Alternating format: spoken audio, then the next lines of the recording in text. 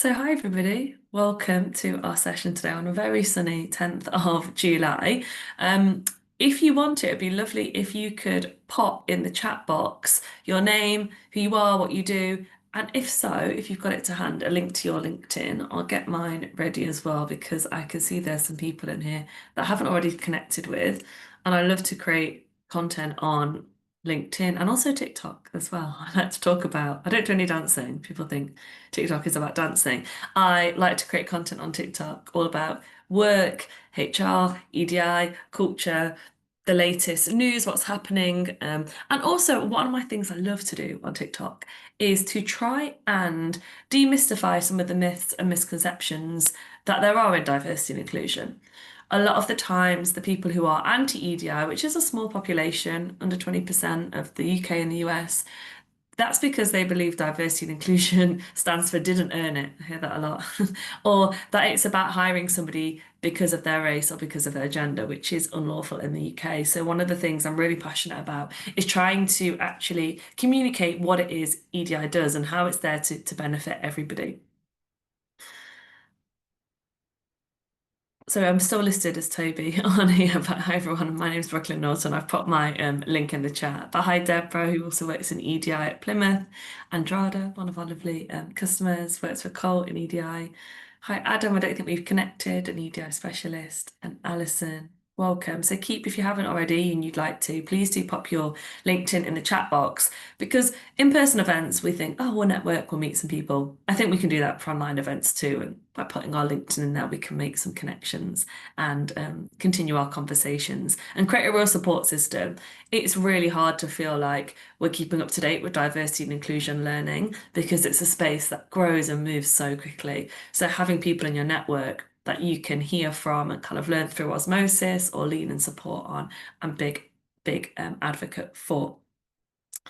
So today's conversation, I'm really excited for because diversity and inclusion, another myth and misconception is that it's about boxing. It's about ticking boxes, something that people feel like they should do rather than something that they're doing because it drives real impact.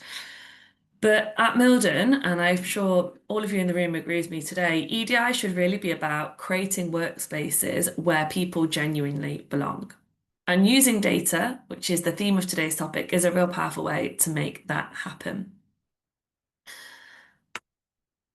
So at Mildon, we have a very simple mission. It's a big one, but we believe in it, and we really want to be the best place on earth to learn how to build inclusion into how your business runs. So inclusion, EDI, isn't this backpack, isn't this thing we put on at the end. It's embedded into our strategy, into our business, into our values. And we do that through hosting events like this, but we also have a new online community on a website called School, where we support each other to create really inclusive cultures through evidence-based approaches. So you'll all be invited to join that after today's session. Before we dive in, I just have a few quick things that I just want to shout out and make clear. Today isn't a place for us to pitch or sell to you, and vice versa as well. Today is a place for learning and connecting. This session is being recorded, so just be mindful of what you share. If you want to get involved, feel free to use the chat box, but also feel free to unmute yourself as well. If there's a few people talking, there's a raise hand function, which can be really useful, and you can get involved at any point throughout today's session. I will recommend as well, if you have something to share, but you're worried about putting your foot in it, saying the wrong thing, or you have a question, it's okay to get things wrong. We do too. I get things wrong. I put my foot in it. And it's all about listening with curiosity rather than criticism and feeling like we can share and learn as well. So please don't feel like I expect perfect answers from anybody. And as we move through the conversation, we always just encourage when it comes to EDI to challenge things in a respectful way. So let's dive into what we've got planned over the next 35 minutes now together. I have a poll which I'm going to be asking you to get involved with very shortly. We'll then be looking at the risks if we're not collecting EDI data, a breakdown of actually why it's difficult to collect data because it is a challenge, a simple 5-step process you can follow, and some practical tips or real-world examples. One of my personal missions is that nobody leaves a session or an interaction with me feeling like, what now? The coach in me always likes to think about actions and what we can commit to after the session. We will be having breakout discussions. I won't be putting people in twos, maybe threes, and fours. So if people don't want to get involved, they can sit and listen and use the chat box.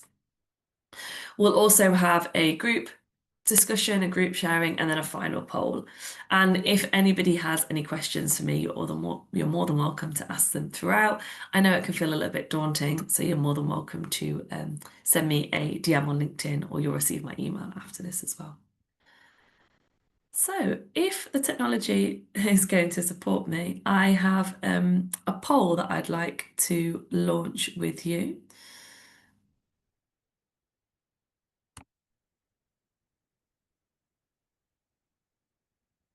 So if you can each interact with the question on the screen, it's completely anonymous, and we will be asking you this question at the start and at the end, just to get a bit of a sense check of where people are at joining the session and how people feel 45 minutes afterwards.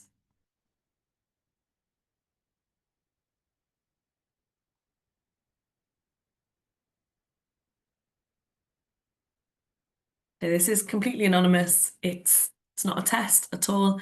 It's just there to sense check. And again, this is one of the ways we can use this data. We often, if you've had a workshop with Mildon, will use a beginning poll and an ending poll just to see instantly what impact we've had and if we can start to measure the impact of the session.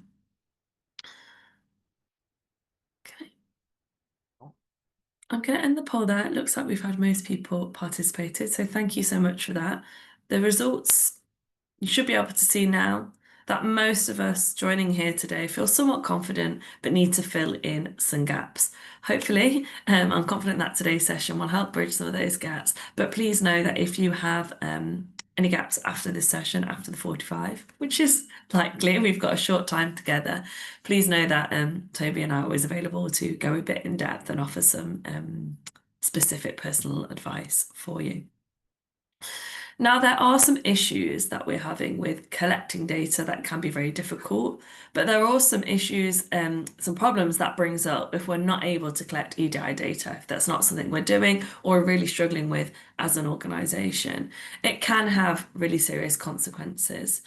So some of those you can see on the screen here. So from a legal standpoint, e.g. non-compliance with gender or ethnicity pay gap reporting. You're also putting your organisation in reputational risk. So you may be losing some of the trust of your employees and the people around you as well, their stakeholders. There's risk when it comes to the operational side of things. So you're making poor decisions without insight, they aren't informed. Governance, it's the leader's responsibility to manage risk, and they need data to do that. And when we're looking at our clients and the market, our customers expect diversity and inclusion to be taken seriously. One of my areas that I really find interesting in EDI is around Gen Z. They'll be making up around 30% of the workforce in the next few years. And I find it fascinating researching what are some of the trends we're seeing with Gen Z, what's important to them when they're buying, when they're looking at applying for an organization. And within the top 5 things, diversity and inclusion is in there for the majority of Gen Z. So there's a lot of risks if we're not prioritizing EDI, and it's feeling like just a tick box rather than collecting data and understanding our staff and the people that we connect with. But there are quite a few reasons why people struggle with EDI data and why it's not super simple. And here are some of the common barriers. So a lot of people have privacy and trust issues. They're not sure where this data is going. They're not sure how it's going to be used, which can really impact people's input and how much they want to contribute and share or even get involved at all. There's lack of engagement. So they might feel like, oh, I spent ages filling out that poll before. I spent loads of time sharing feedback and nothing was done about it. No one got in touch with me. Nothing's changed. So when no action follows previous efforts, people start responding and thinking, what's the point? There might also be some system or some resource limitations. So the HR systems might be inadequate. They might not be globally consistent or under-resourced as well. So what does a well thought out process look like? We promised you a simple five-step approach, and here it is on the screen here. I'm going to give people a quick general overview, and we can of course go into more detail if you like in our one-to-one call. So there's 5 stages to this approach. We've got planning, trust building, data collection window, quick analysis and feedback, and then the deeper analysis and strategy. And this is something that we support organisations with at all stages, or we can hyper focus at one stage as well and give our thoughts and advice. So when it comes to planning, some of the questions we need to be asking ourselves is, why are we collecting this data? What are we going to do with it? And what tools will you use? Stage 2, we're going to start thinking about trust building. So we need to communicate clearly via multiple channels and build trust. This is especially, we want to do this among underrepresented or remote groups. When I joined Toby's team and he mentored me when it comes to diversity and inclusion, had lots of questions about EDI data and strategy. And one of the things he mentioned to me, and it's always stuck with me, is we need to spend twice as long on the communication plan and communication as that the survey is live. So people tend to rush and underthink the communication side of things, but we can't skip this part. This is really, really important, and it sets us up for success and is the foundation for getting that data. So we're going to communicate clearly via multiple channels. A really important one to consider is thinking about our senior leaders. They are the custodians of culture. What is important to them ripples through to the business. So how are they going to communicate about this data that we want collected? How are they going to be talking about diversity and inclusion? How are they building trust? Then number 3 is the data collection window. So we need to be monitoring responses, addressing concerns as nudge as needed. So shape-shifting should we need to, and looking out for those trends when we are collecting that data. 4, quick analysis and feedback. So share early findings with leadership and staff. This also helps people to understand and see, my feedback's being listened to. This is something that is going to be actioned. I will see change here if I share my thoughts and feelings. So being able to share early findings is really important. And then, of course, number 5 will then move into that deeper analysis and strategy. So we're going to be looking for insights that then helps us to create a strategy and a plan of action.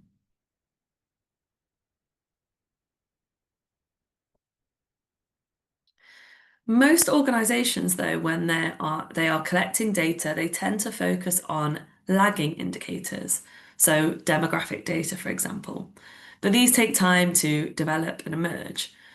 Whereas the leading indicators are what we would encourage. So things like our culture, our values, what behaviors we're seeing. This is going to offer real-time insight. Has anyone used a tool called Chorus before? In the chat box, or feel free to unmute.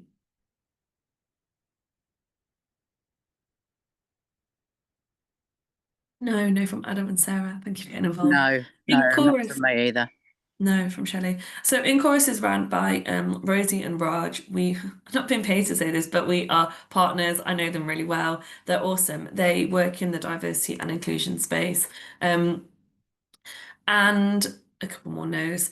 And essentially what they have is an amazing platform. It's a speaker platform where people can share anonymously anything that they're noticing, anything they're feeling, anything that's happening within the organisation. It's external, so it offers high trust for people. But what it does is it really is there to empower organisations to lean into the prevention of harassment and unacceptable behaviours. So those tools are really great for things like that. They focus on what's happening now to influence outcomes proactively. Now, Toby and I often work with organisations and we assist with launching EDI surveys or consulting on what questions to ask. And we always say that this is our absolute favourite question. And it's this, are you thinking of leaving the organisation in the next 6 months because you don't feel respected or you don't feel like you belong? It's a very simple question, but it's powerful, especially when we then start to look at salary or demographic data to calculate the cost of attrition for different groups. We always recommend using the word share instead of disclose because that's also more inviting and increases participation. So if there was going to be two key tips and facts, it would be this from today. Asking people when you're collecting data, are you thinking of leaving the organization in the next 6 months because you don't feel respected or that you belong? And when asking people and communicating the survey, instead of saying please disclose, using the word share instead. And one of Toby's previous managers, Emma Card at Deloitte, they were looking at and using this data, and they calculated that women leaving Deloitte due to cultural or work issues would cost Deloitte 68 million a year. So she used that figure relentlessly to get senior leadership buy-in. And that's the power of data-driven storytelling. What I'd like to do now is invite you all into the conversation. I shared quite a bit of information there, some thoughts and some insights, but I want to hear from you because I'm sure working in the EDI space, you have lots of tips and advice of what's worked. So now I'm going to give people 8 minutes to dive into this question. What have you seen or what has your organization done to collect and use EDI data to make better decisions? I will pause the recording at this point.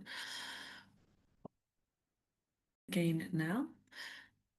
And I'd like to invite people, thank you for sharing your thoughts and feelings on the topic. If anybody wanted to share anything but would rather share it privately, just to remind you all again, you're always more than welcome to reach out to Toby or I or one of the team and we can pick that topic with you.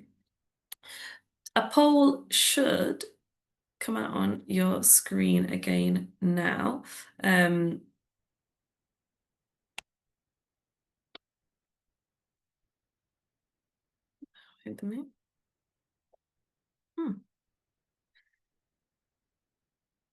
Maybe. I don't think it will allow me to share that poll twice, unfortunately. So a poll should now be back on your screen.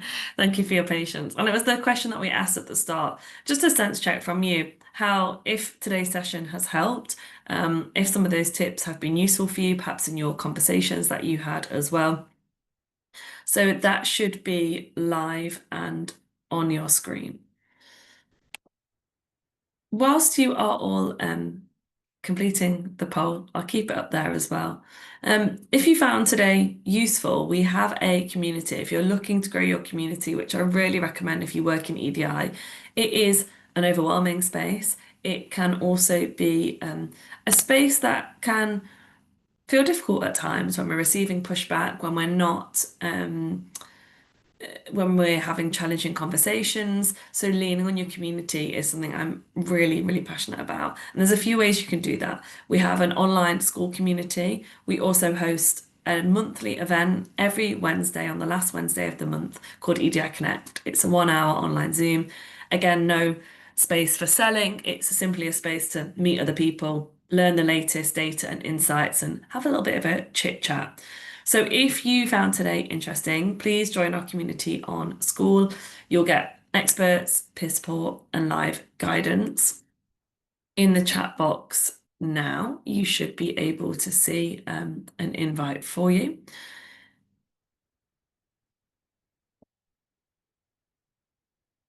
And we have been noticing, we've been asking people when they've been joining our community, what are some of the biggest challenges that they're facing working in EDI at the minute. So the three common things we're noticing are little buy-in or budget for diversity and inclusion, doing diversity and inclusion off the side of your desk and feeling like you're the only one pushing for change. Again, that's one of the values of community, being able to have an affirming space and hear, yeah, I struggle with that too. You're not alone. And here are some of the things that I'm doing. I'm going to open it out to people in the last 4 minutes. If people want to drop off at this point, I always like to try and finish my meetings early to give people some time back, to give yourself a chance to grab some fresh air, grab a drink outside, have a bit of a brain break. So I will stay online for the next few minutes. But thank you, Deborah, for joining. I know you've got to shoot off to another meeting. And thank you, everybody, for being here and contributing. Thank you, Adam, for having your camera on and getting involved in the conversation as well. Alison and Andrada, it's nice to see a familiar face, Andrada. Helen and Sarah, it's awesome being here. We will record this session, as you know, is recorded, and we'll send it out if there's somebody you want to share this with afterwards. And we host these events every week at the same time with a new topic. So you're more than welcome. We love to see friendly faces to come back each time.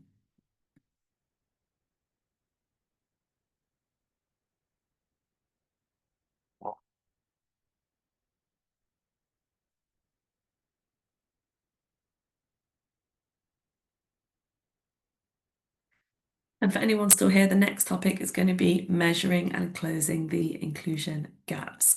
If you're part of our Mildon community, you'll get invites to this via email.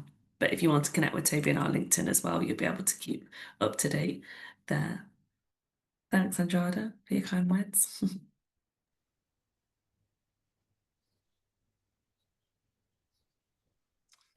Thanks very much. Cheers, Adam. Bye now. Cheers. See you.